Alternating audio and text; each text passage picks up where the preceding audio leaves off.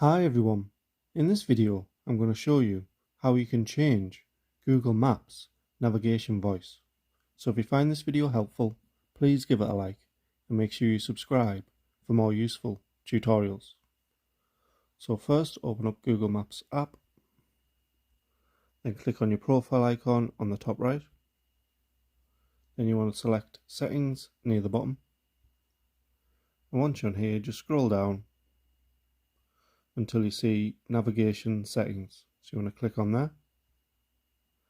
And then you should see voice selection, so you can click on that and this will just bring up a whole range of different voices. So obviously there are many different languages you can select from if you want to change your language.